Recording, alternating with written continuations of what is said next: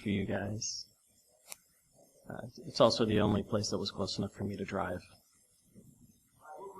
We're rolling? Okay. All right, so I'll get into it. As I said, I'm here to talk about teaching evil. And so you're probably wondering, what on earth do I mean by teaching evil? And, of course, from the title of the talk, you're probably going to guess that I'm just talking about offensive security training. But that's not quite it. The topic is a little bit different. What I'm really talking about is a motivational strategy for raising awareness about informational security. And yes, my slides are all this gimmicky. I'm one of those guys.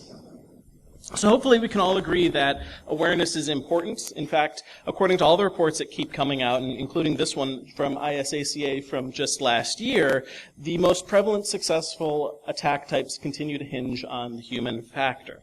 I'm not even going to bother showing any more supporting evidence or supporting data because I think we can all pretty much agree at this point that the weakest link in the security chain continues to be people.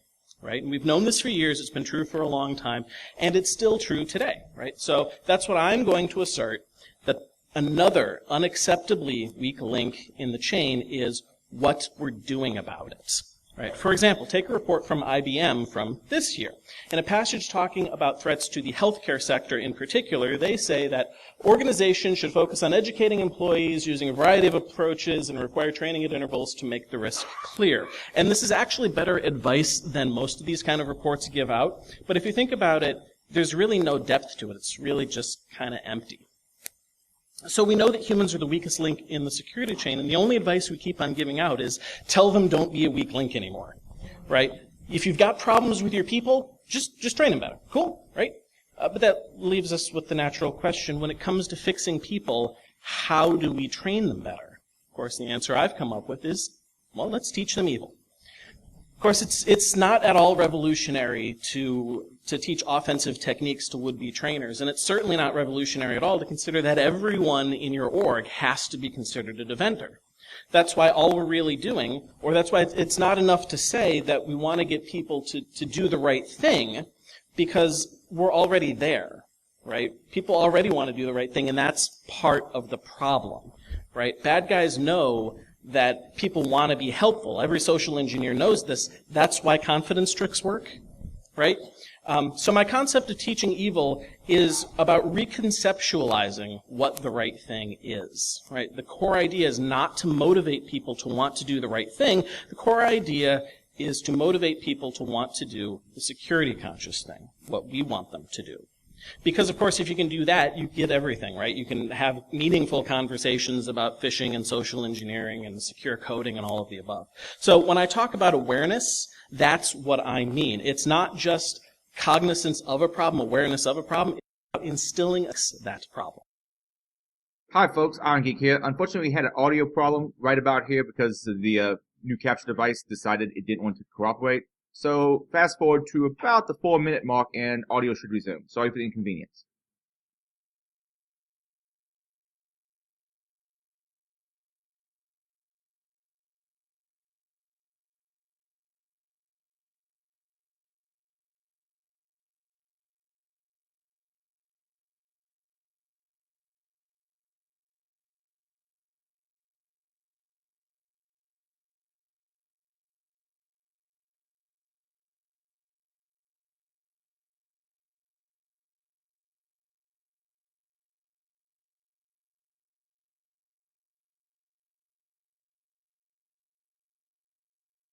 Maybe we're just not teaching to everyone's understanding. So knowing all of this, I decided to do a little bit of research and come up with a way to help me communicate my message. And what I found and what I based a lot of what I ended up building was based on a white paper from the Moritz Institute entitled The Neuroscience of Learning, a New Paradigm of Corporate Education. And it's full of wonderful quotes that look great on slides, but my favorite is this one. It says, when developing training for business environments, we spend most of our time focusing on the content we want people to learn, the content we want them to know, rather than how they will learn. As a result, we fail to engage them, fail to keep them engaged, and fail to help them transfer knowledge into action. Now, the good part is that this is in the problem statement at the beginning of that paper, and they do go on to say things like, good instructional design can go a long way towards fixing it. And then, of course, there's all that neuroscience that they promised in the title, which is really fascinating, but again, I don't have time to get into it. And I want to focus on good instructional design anyway. And in particular, I want to think about what we can do to engage our students, right? What can we do to keep them engaged, and what can we do to help them transfer knowledge? So to solve the instructional design problem, and possibly even get back to talking about security, I want to take a step back and consider why people learn things. Ask yourself, not only what is the goal of learning, and why do we learn new things, but why do we teach other people new things? Of course, the answer that I like is to increase a person's knowledge and abilities, right? So if what we're doing is we're teaching evil, our desire, of course, is that the person whom we're teaching become capable of doing evil things, right? But more than that, we want them to become capable of recognizing and understanding evil things.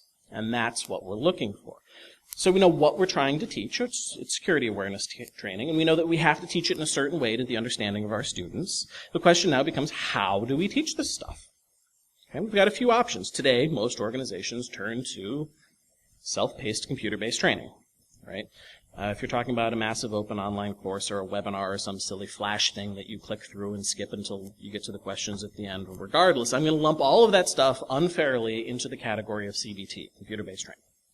While I generally like computers and computer-based training, I do not like them for security awareness training. I'm going to harp on this for a second, particularly because it's so damn popular to use this stuff for security awareness training. And the popularity is easy to understand. It makes a certain kind of sense. It's very appealing to people whose job it is to track compliance, right? Your HR department, your governance council, your auditors, right? Computer-based training has a lot of things going for it, right? For starters, it's easy to administer. You give out a link and you get a report back. So we say it's efficient. It's very light on logistics. Everyone's got a laptop. You don't need to book a conference room. So we say that it's flexible. You can buy it off the shelf or, off of a website. So we think that it's widely available. So that's awesome. And the incremental costs are very, very low. It doesn't cost any more to deliver it to 10,000 people than it does to 10, depending on your vendor's pricing model. It doesn't actually cost any more once the training has been produced. So we say that it's really cost effective. Unfortunately, computer-based training doesn't work for the kind of awareness training that I'm talking about, right? It just doesn't solve the problem that I want to solve. The packages you can buy, and certainly every single one of the dozen or so that I've personally looked at, all focus on knowledge transfer. And they can be very good at that, but they hardly touch skill building, which in general, computer-based training, period, isn't very good at. And while there is a lot of progress towards moving towards artificial intelligence-based computer-based training, the TLDR here is that we're just not there yet. Right? So if computer-based training is off the table, what's left? And of course, the answer is workshops. Right? Amongst the sort of vocational training that you probably all thought that I would be talking about the entire time if you actually looked at the title of the talk. After all, well, this style of education is very much oriented around skill building, and that's perfect because I'm going to argue that really that's what we're trying to do is skill building. All right, now hopefully I haven't gone too far off the deep end. And you'll remember I'm really just trying to solve for awareness training, right? And while I'd asked this sort of tactical question earlier, and we went into a little bit about how learning and unlearning may or may not happen, what I haven't yet touched is the concept of motivation. And I do want to talk for a second about motivation, but I don't want to go into any of the science, so I'm just going to pull out the big gun. If you don't recognize the face, hopefully this looks more familiar. That's Abraham Maslow, and this is the hierarchy of basic needs. For our purposes, it's enough to know that something on the bottom, more foundational, lower on the pyramid, is a stronger motivator than something higher up. Right? The problem that we have today is that almost all professional workspace training focuses on relatively less prepotent motivators, that is to say, stuff higher on the pyramid. Right? Largely, professional performance enhancement training focuses on your sense of self-actualization, which is what Maslow says is what we can be instead of what we must be. Because, let's face it, from a learner's perspective, the reason that you take professional training is to be better at your job. And you can be. And that's absolutely the very top bucket on the pyramid. And that's unfortunate, but knowing all of this, we can start to put the pieces together. And we can think about how we might motivate people better. The answer is right there in the title. Evil. In particular, it's an evil trick called bait and switch. Take the very first class that I put together for awareness training, the very first one, when I first started designing classes. It was called Intro to Web Hacking. Just like I put the title, the keyword in the title there, just like I did in my talk, right? Hacking, right? The concept of hacking is vague and mysterious. Remember, we're talking about laymen here. We all know that the word is horribly overloaded with meaning, but to the layman, learning to hack is an opportunity to learn some mystical dark art. And that fact alone immediately helps you target a motivator that's lower on the pyramid. Esteem. Because this isn't a workshop that you take to be better at your job. Remember, we're talking about laymen here. This is a workshop that you take to be cool. And there's no two ways about it. If you're the resident a hacker in an accounting department, you're a rock star, right? So that's the bait to get them in the door. Now we have to pull the switch, but we have to do this really subtly. As we start to progress throughout the workshop, what we're going to do is we're going to teach the students how easy it is to be a hacker. And indeed, the basics of something like web hacking are actually pretty simple and can be taught very trivially. In particular, what we want them to do is to learn how realistic the threat is. What we're trying to do here is step further down the pyramid and make the concept of hacking and being hacked more real to the student, more understandable. Because by teaching somebody how to attack a computer system, the goal is to help the student understand how it can happen to them. And that's the switch. We're essentially using fear as a motivator, but only to get them to the point where they ask the big question. How do I protect myself? And indeed, what I found throughout quite a while of teaching this stuff is that the most common follow-up question I get is, how do I stop bad guys from doing this? And of course, that question is much, much harder, but you can certainly count it as a huge win if you can motivate somebody to get to this point on their own, because now they're interested in having the conversation. Now you're not an obstacle anymore. Now they want to think about security, and that was the goal the entire time. So how do we facilitate this? How does it all actually work? I've gone through roughly 200 slides, believe it or not, including the background of educational theory and a little bit about motivation. And I can finally answer the question, how do we teach evil? This is the point where I stop lecturing on philosophy and science, and for the rest of my time I start prescribing behaviors. So how do we facilitate teaching evil? Well, the answer that I've come up with isn't revolutionary at all. It's just a blended learning style. I use video lectures and a more traditional workshop-style classroom component that's very, very hands-on. Some amount of lecture is unavoidable, of course, but by very hands-on, I mean roughly 50% lab time. Just remember that we need to maximize the amount of time that the students are given to incorporate the material that they've been given. But if there's a secret sauce, I've already told you what it is. The secret sauce, the most important part, is about getting the students into the right mindset so that they ask that big question, and then you can teach whatever you want, and they'll learn it. Okay, remember, the whole time I've only been focusing on awareness, raising awareness and motivating the interest in doing the secure thing. It'd be a shame if you went through this kind of trouble and didn't do further training. Okay, I'm almost done. I do have one further thing to get into, and I do have one big question that I haven't really answered. Imagine at least somebody's looking for it. Can you prove that this has an impact to the business? And the answer is no. I have no quantitative data that suggests that my methods contribute to anybody's bottom line. But what I do have is a couple of anecdotes, and I'll share two of them quickly. First, in my very first session of my very first hacking class, I had a dev who showed up. This was a typical software engineer who was developing JavaScript that had to run in all of the imaginable possible browser environments.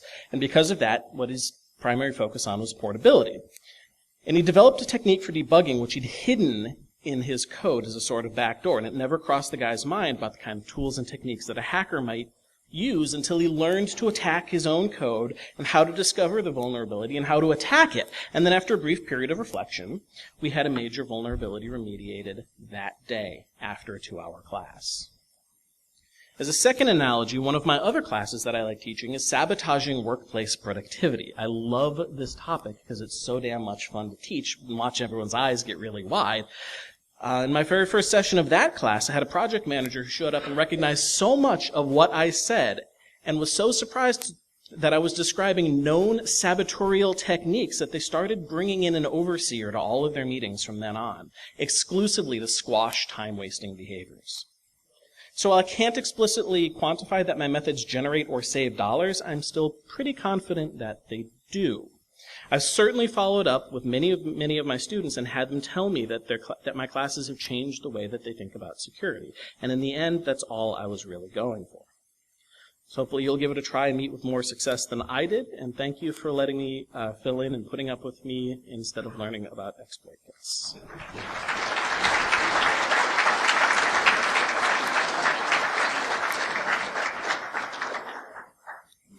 I might have time for a question unless they throw me off the stage. No? Thank you.